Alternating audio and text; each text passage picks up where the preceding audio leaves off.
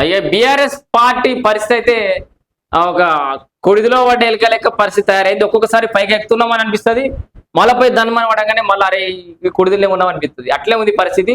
ఓళ్ళు దాదాపు 10 మంది ఎమ్మెల్యేలు వేయరు, ఏది బీఆర్ఎస్ పార్టీ నిడిచిపెట్టి అధికారం మీద తర్వాత మళ్ళా ఇంకా పోవాల్సిన కొంతమంది ఎమ్మెల్యేలు ఆగిరు. అరే దాన్ని ఏమంటారు, పార్టీ ఫిర్యాదుల చట్టంతో ఏదైనా ఊడుతుందో ఏమో ఎమ్మెల్యే పదవి అని చెప్పేసి ఇట్లా రకరకాల పరిస్థితులు అయితే ఎదుర్కొంటుంది బీఆర్ఎస్ పార్టీ. మొత్తానికి జీవన్ రెడ్డి చేరికతోటి మొత్తం అయిపోయింది, భూమి బద్దలైపోయింది, ఆకాశం కిందికి వచ్చింది, భూమి మీదికి పోయింది, రాష్ట్ర రాజకీయాలన్నీ కూడా మారిపోతాయి అన్నట్టుగా ఏదో కలలు కన్నారు. ఈ లోపల అదే పార్టీలో కీ ఎంటర్టైనర్, తెలంగాణ రాష్ట్రంలో ఎంటర్టైనింగ్ పొలిటీషియన్ అండ్ బాగా డబ్బు పలుకుబడినటువంటి నాయకుడు ఎవరు మల్లారెడ్డి.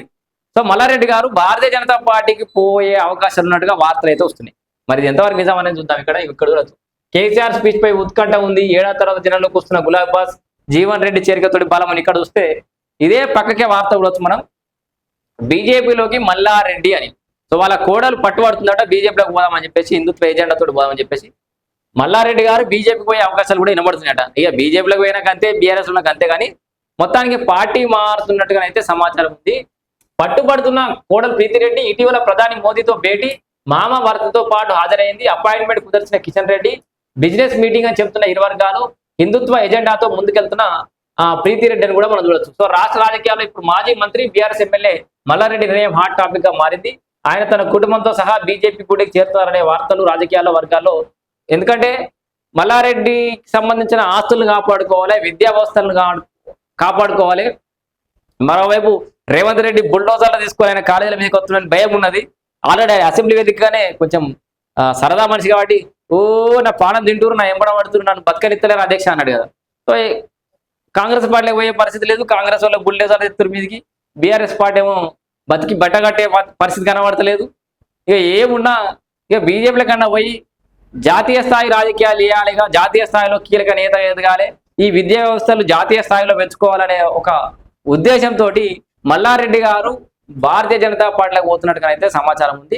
ఖచ్చితంగా ఆయన పోయే అవకాశాలు కూడా ఎక్కువనే ఉన్నాయి. ఎందుకంటే మల్లారెడ్డి యూనివర్సిటీ ఇక దేశవ్యాప్తంగా ఎడబడతాడు పెడతాడో చెప్పుకొస్తాం. మరి ఇక మన రాష్ట్రంలో పాలమ్మిండు, పూలమ్మిండు, చదువు నమ్మిండు, ఇంకా విదేశాలలో కూడా మన దేశంలో కూడా ఇతర రాష్ట్రాల్లో చదువు నమ్ముకుంటాడేమో.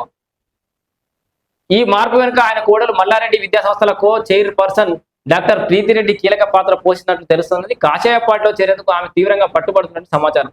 ఇటీవల మల్లారెడ్డి తన కుమారుడు భద్రారెడ్డి, కోడలు ప్రీతిరెడ్డితో కలిసి ప్రధాని నరేంద్ర మోదీతో భేటీ అయ్యారు. అత్యంత సీక్రెట్ గా భేటీ అవ్వడం వెనుక అసలు కారణం పార్టీ మార్పు అనే చర్చ విస్తృతంగానైతే ఉందట. సో మరి అంటే బీఆర్ఎస్ కి అయితే దెబ్బనే మల్లారెడ్డి పోవడం, మిగతా కాంగ్రెస్ వాళ్ళకు ఆయన ఏ పార్టీలో ఉన్నా ఒకటే పెద్ద వచ్చేది పోయేది, కానీ బీఆర్ఎస్ పార్టీకి అయితే మల్లారెడ్డి పోతే కొంచెం, ఒకవేళ అదే నిజమైతే బీఆర్ఎస్ కు కోలుకోలేని దెబ్బ తగలడం ఖాయమని రాజకీయ విశ్లేషకులు అంచనా వేస్తున్నారు. మల్కాజ్గిరిపై ప్రీతిరెడ్డి ఫోకస్.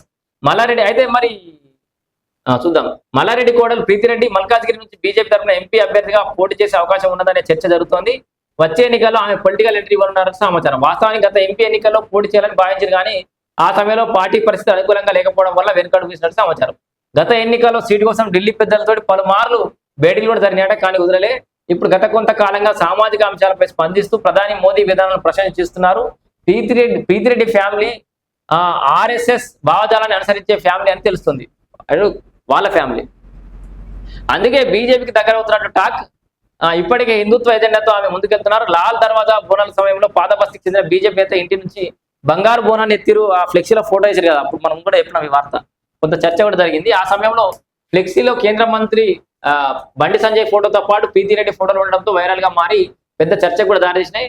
తాజాగా ప్రధాని మోదీతో ఫ్యామిలీ భేటీ అవ్వడంతో రాజకీయ ప్రాధాన్యత సంతరించుకుంది. తెర వెనుక కిషన్ రెడ్డి కూడా ఉన్నట్టుగా తెలుస్తుంది. ఏది ఏమైనా మల్లారెడ్డి గారి కోడలు ప్రీతిరెడ్డి బీజేపీలోకి పోదామని వాళ్ళ మామ ఎంబడ పడుతుందట.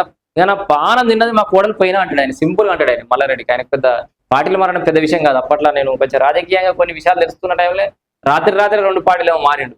ఆయనకు ఏ పార్టీ మారినా ఆయనకి ఎఫెక్ట్ అయ్యేది ఏం లేదు, ఎందుకంటే డబ్బు ఉంది, పలుకుబడి ఉంది, పార్టీలే ఎఫెక్ట్ అవుతాయి. సో మరి మల్లారెడ్డి గారు భారతీయ జనతా పార్టీలోకి పోతారా, పోతే ఎట్లా ఉంటుంది, బీఆర్ఎస్ పార్టీ పరిస్థితి కూడా కామెంట్లు తెలియజేయండి.